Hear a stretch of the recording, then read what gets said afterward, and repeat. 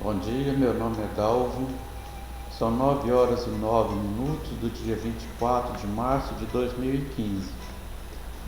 Dando continuidade à leitura do livro Boa Nova, pelo espírito Humberto de Campos, psicografado por Chico Xavier. Hoje nós vamos falar do capítulo 5, Os Discípulos. Frequentemente era nas proximidades de Cafarnaum que o mestre reunia a grande comunidade dos seus seguidores. Numerosas pessoas o aguardavam ao longo do caminho, ansiosos por lhe ouvirem a palavra instrutiva. Não tardou, porém, que ele compusesse o seu reduzido colégio de discípulos. Depois de uma de suas pregações do novo reino, chamou os 12 companheiros, que desde então seriam os intérpretes de suas ações e de seus ensinos. Eram eles homens mais humildes e simples do lago de Genezaré. Pedro, André e Filipe eram filhos de Betsaida, de onde vinham igualmente Tiago e João, descendentes de Zebedeu. Levi, Tadeu e Tiago, filhos de Alfeu, e sua esposa Cleófas, parenta de Maria. Eram nazarenos e amavam a Jesus desde a infância, sendo muitas vezes chamados os irmãos do Senhor, à vista de suas profundas afinidades afetivas. Tomé descendia de um antigo pescador de Dalmanuta, e Bartolomeu nascera de uma família laboriosa de Caná da Galileia. Simão, mais tarde denominado o Zelote, deixara a sua terra de Canaã para dedicar-se à pescaria, e somente um deles, Judas, destoava um pouco desse concerto, pois nascera em Iscariotes e se consagrara ao pequeno comércio em Cafarnaum, no qual vendia peixes e quinquilharias. O reduzido grupo de companheiros do Messias experimentou a princípio certas dificuldades para harmonizar-se. Pequeninas contendas geravam a separatividade entre eles. De vez em quando o mestre os surpreendia em discussões inúteis sobre qual deles seria o maior no reino de Deus. De outras vezes desejavam saber qual dentre todos revelava sabedoria maior no campo do Evangelho. Levi continuava nos seus trabalhos da coletoria local, enquanto Judas prosseguia nos seus pequenos negócios, embora se reunissem diariamente aos demais companheiros.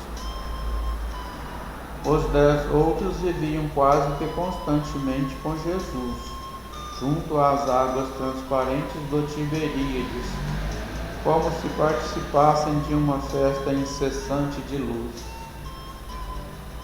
Iniciando-se, entretanto, o período de trabalhos ativos pela difusão da nova doutrina, o mestre reuniu os 12 em casa de Simão Pedro e lhes ministrou as primeiras instruções referentes ao grande apostolado. De conformidade com a narrativa de Mateus, as recomendações iniciais do Messias aclaravam as normas de ação que os discípulos deviam seguir para as realizações que lhes competiam concretizar. Amados, entrou Jesus a dizer-lhes com mansidão extrema: não tomareis o caminho largo por onde anda toda a gente, levada pelos interesses fáceis e inferiores. Buscareis a estrada escabrosa e estreita dos sacrifícios pelo bem de todos. Também não penetrareis nos centros de discussões estéreis, à moda dos samaritanos, nos das contendas que nada aproveitam às edificações do verdadeiro reino nos corações com sincero esforço. Ide antes em busca das ovelhas perdidas da casa de nosso Pai, que se encontram em aflição e voluntariamente desterradas de seu divino amor. Reuni convosco todos os que se encontram de coração angustiado e dizei-lhes de minha parte que é chegado o reino de Deus. Trabalhar em curar os enfermos, limpar os leprosos, ressuscitar os que estão mortos nas sombras do crime ou das desilusões ingratas do mundo. Esclarecei todos os espíritos que se encontram em trevas, dando de graça o que de graça vos é concedido. Não exibais ouro ou prata em vossas vestimentas, porque o reino do céu reserva os mais belos tesouros para os simples. Não ajunteis o supérfluo em alforjes, túnicas ou alpercatos para o caminho, porque digno é o operário do seu sustento. Em qualquer cidade ou aldeia onde entrardes, buscai saber quem deseje aí os bens do céu, com sinceridade e devotamento a Deus, e repartir as bênçãos do Evangelho com os que sejam dignos, até que vos retireis. Quando penetrardes em alguma casa, saudai-a com amor. Se essa casa merecer as bênçãos de vossa dedicação, desça sobre ela a vossa paz. Se, porém, não for digna, torne essa mesma paz aos vossos corações. Se ninguém vos receber nem desejar ouvir as vossas instruções, retirai-vos sacudindo o pó de vossos pés, isto é, sem conservardes nenhum rancor e sem vos contaminardes da alheia iniquidade. Se em verdade vos digo que dia virá em que menos rigor haverá para os grandes pecadores do que para quantos procuram a Deus com os lábios da falsa crença, sem a sinceridade do coração. É por essa razão que vos envio como ovelhas ao antro dos lobos, recomendando-vos a simplicidade das pombas e a prudência das serpentes. Acautelai-vos, pois, dos homens, nossos irmãos, porque sereis entregues aos seus tribunais e sereis açoitados nos seus templos suntuosos, no qual está exilada a ideia de Deus. Sereis conduzidos como réus à presença de governadores e reis, de tiranos e descrentes, a fim de testemunhardes a minha causa. No entanto, nos dias dolorosos da humilhação, não vos dê cuidado como haveis de falar, porque minha palavra estará convosco e sereis inspirados quanto ao que houveres de dizer. Porque não somos nós que falamos, o Espírito amoroso de nosso Pai é que fala em todos nós. Nesses dias de sombra em que se lutará no mundo por meu nome, o irmão entregará à morte o próprio irmão, o pai e os filhos, espalhando-se nos caminhos o rastro sinistro dos lobos da iniquidade. Os que lhe seguirem serão desprezados e odiados por minha causa, mas aquele que perseverar até o fim será salvo. Quando, pois, fordes perseguidos numa cidade, transportai-vos para outra, porque em verdade vos afirmo que jamais estareis nos caminhos humanos, sem que vos acompanhe meu pensamento. Se tendes de sofrer, considerai que também eu vim à terra para dar o testemunho, e não é o discípulo mais do que o mestre, nem o servo mais do que o seu senhor. Se o adversário da luz vai reunir contra mim as tentações e as zombarias, o ridículo e a crueldade que não fará os meus discípulos, todavia sabeis que acima de tudo está o nosso Pai, e que, portanto, é preciso não temer, pois um dia toda a verdade será revelada e todo o bem triunfará. O que vos ensino em particular, difundi-o publicamente, porque agora escutais aos ouvidos será o objeto de vossas pregações de cima dos telhados. Trabalhar pelo reino de Deus, e não temais os que matam o corpo, mas não podem aniquilar a alma. Temei antes os sentimentos malignos que mergulham o corpo e a alma no inferno da consciência. Não se vendem 2 passarinhos por um ceitil?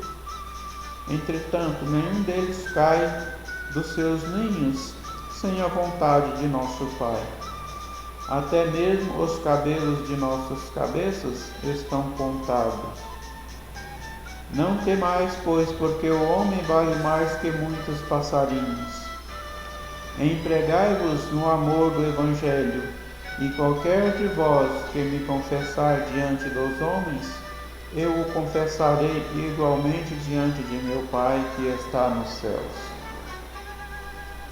As recomendações de Jesus foram ouvidas ainda por algum tempo, e terminada a sua alocução, no semblante de todos perpassava a nota íntima da alegria e da esperança. Os apóstolos queriam contemplar o glorioso porvir do Evangelho do Reino e estremeciam do júbilo de seus corações. Foi quando Judas Iscariotes, como que despertando antes de todos os companheiros daquelas profundas emoções de encantamento, se adiantou para o Messias, declarando em termos respeitosos e resolutos: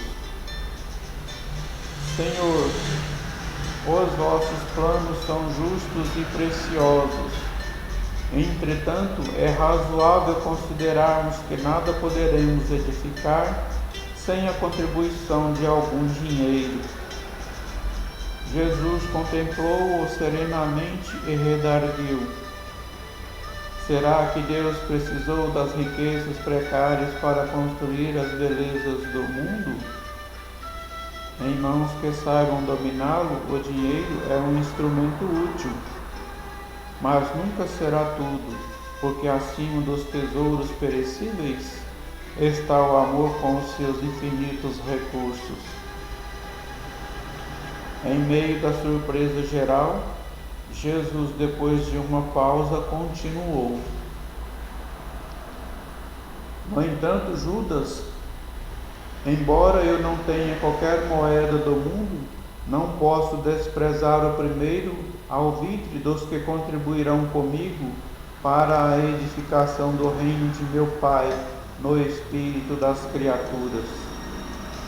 Põe em prática a tua lembrança, mas tem cuidado com a tentação das posses materiais.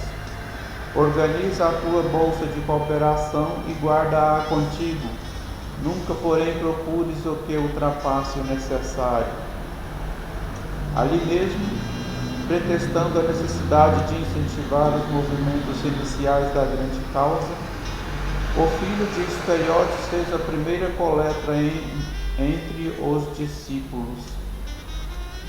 Todas as possibilidades eram mínimas. mas alguns pobres denários foram recolhidos com interesse.